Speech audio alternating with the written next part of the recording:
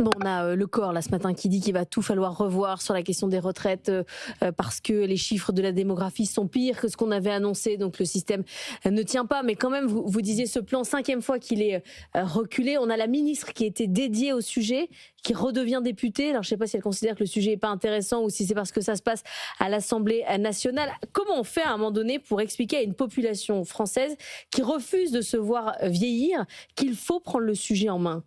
Je ne sais pas si la population française le refuse. Le sujet, on a quand même plutôt l'impression que ce sont les gouvernants, le pouvoir exécutif, qui depuis 2007 reporte ces plans, qui ne veut pas le voir, probablement pour des raisons budgétaires. On sait que la prise en charge de la dépendance coûte beaucoup d'argent et que ce choc de vieillissement, un seul chiffre, c'est le nombre de seniors de plus de 75 ans, entre 2020 et 2030, il va croître de 50%. On a un peu plus de 4 millions, un peu plus de 6 millions. C'est la fameuse translation du baby-boom d'après-guerre en pépi-boom.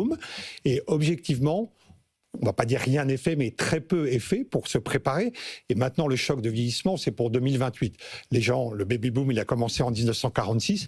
En 2028, les gens ont 82 ans. C'est l'âge où les problèmes commencent à arriver, de perte d'autonomie. Et on n'est pas prêt. Et il faut bien le dire aux Français, le problème va devoir être pris en charge par les familles. Et personne ne s'attend à cela. Et les gouvernements, les députés doivent considérer que ce n'est pas une priorité. Moi, je suis choqué de voir qu'on a passé des heures et des heures. C'est un sujet essentiel, très important, la fin de vie.